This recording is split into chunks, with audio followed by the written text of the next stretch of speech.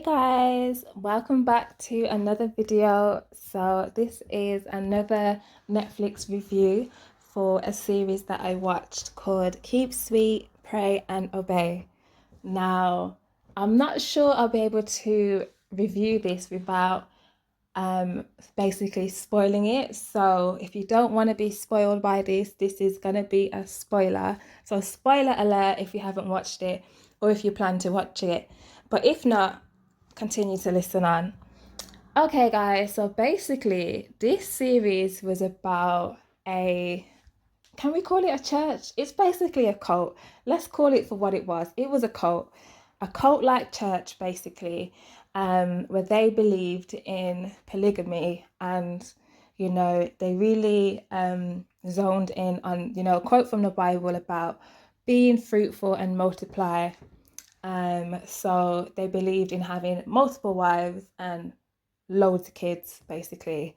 So the original and main owner, and basically, was he the priest or he was just everything basically. He ran the church, he owned the church, he was the father of the church, he was the main guy basically.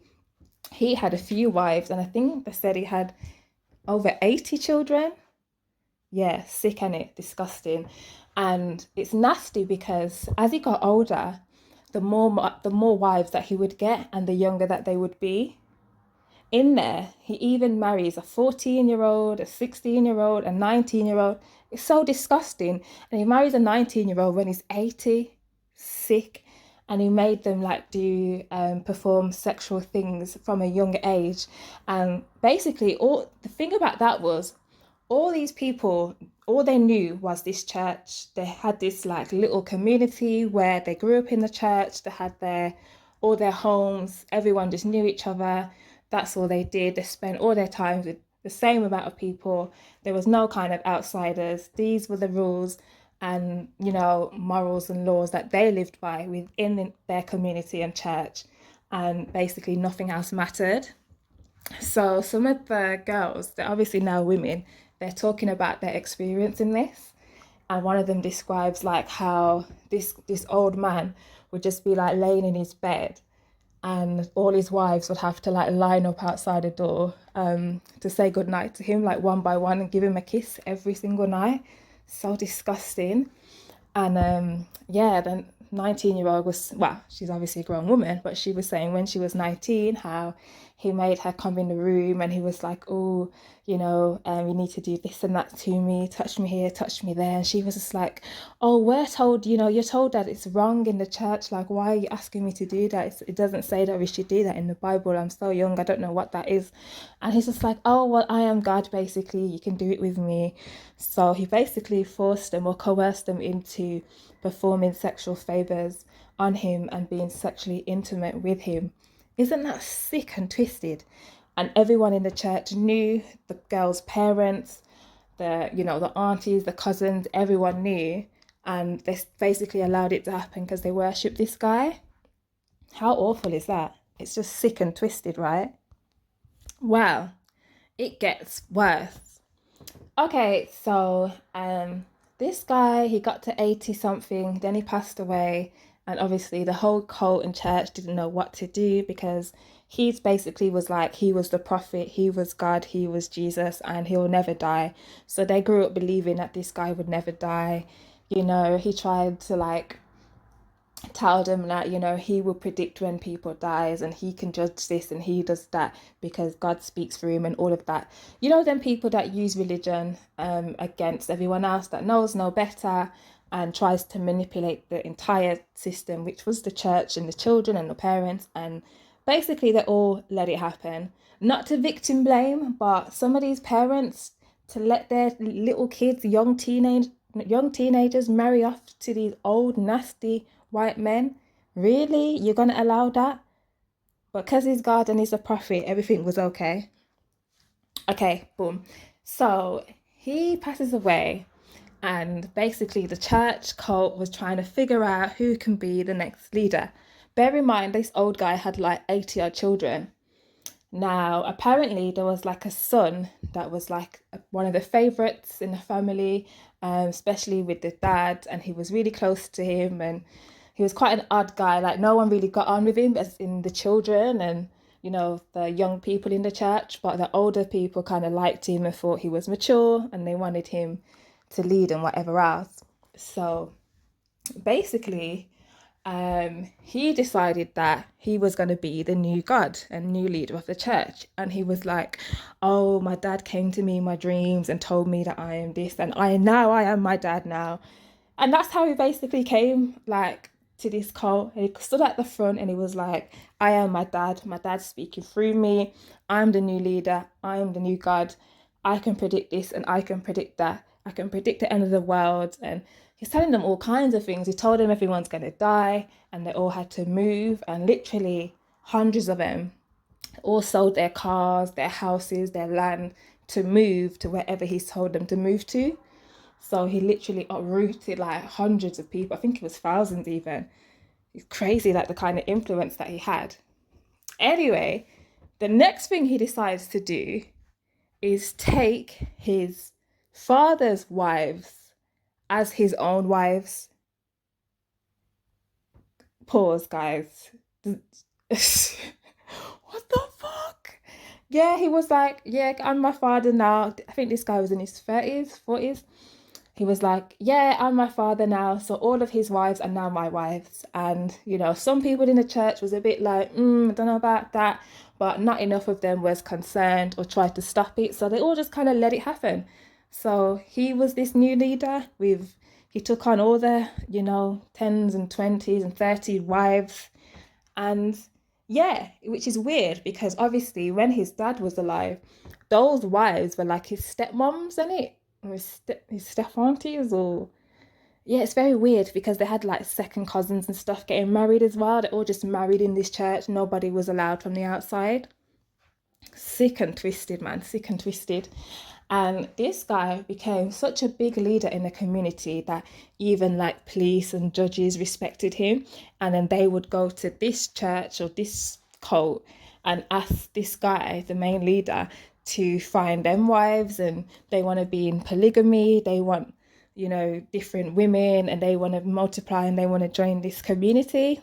So he would be like, oh yeah, come through. There's loads of children here. And he would marry like police officers with like 14-year-old girls, 15-year-old girls, 16-year-old girls, and then obviously impregnate them. And then they're having children by these nasty old dirty men. Ain't it disgusting? So this was allowed to happen for a couple of decades. Yeah, so obviously at the end, the police do investigate and they get involved. But obviously, before they get involved, a lot of damage is done.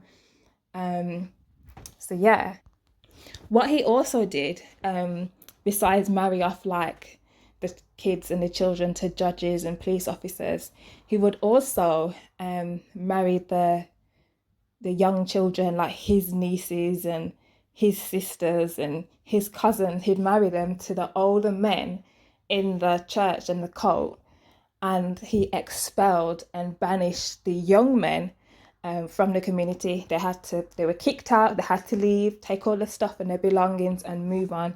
He expelled them, basically said that they were evil, that they were the devil. So the whole church agreed and kicked out basically all the young men or the young guys that were of age that could potentially marry the young women because they're in the same age range. He didn't want that. So he was like, oh no, these are devils. So he found a way to get each one of these young men out so that he could have all the young women and young girls to himself and have his peak of them for himself to marry. And for the old men in the church, he would marry them all off. And obviously their little girls, their parents let it all happen. That's all they believed in. It was all fine. Paedophilia was okay. It was okay to be dirty perverts. It was okay to molest children and rape them. Absolutely sick and twisted community. Okay, so fast forward now, maybe about 5 years into it, I think it was. Police and, news stations, the media's trying to get involved. They're trying to investigate. They're hearing about children being, children having children being married, and they're trying to stop it and get it investigated. So finally, like the FBI and everybody gets involved, and then I think they put a warrant out for his arrest. And then once this guy, the leader of this community, found out, he went on the run, and the whole community protected him. Do you know what I mean? Like they was it underground, or basically they found a way to get him out the state at the time, whichever it was. They would give him cash, food, everything he needed. Different ones would house this guy, and he'd just move around freely, on the run for a while, until they eventually found one of this guy's brothers, who then connected him to this main guy, and they found him and they locked him up.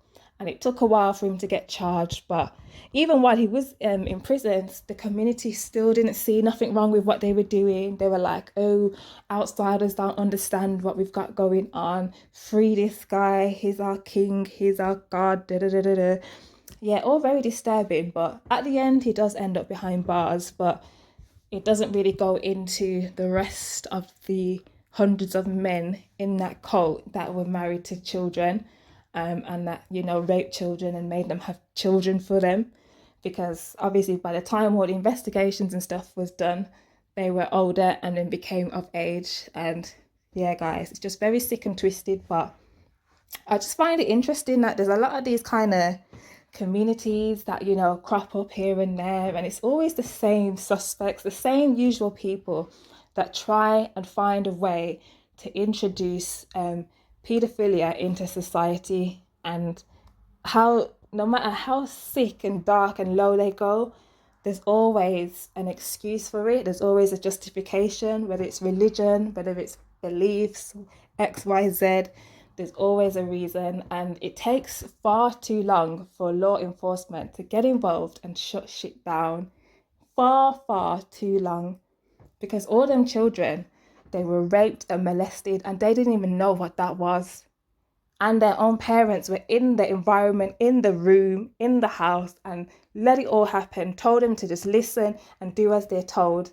So they was let down and failed by every single one of those adults. Whew. Okay, guys, so that's my review. I'm going to end this with keep your children safe. Make sure you know who your children are around. Don't let them wander off into any communities and friends. Don't even let them do too many sleepovers and that kind of stuff. But yeah, guys, if you're interested to know more or get into any more details, you should watch it yourself. And if you have watched it or find the review interesting, then please leave me a comment. Thanks for listening, guys. Bye.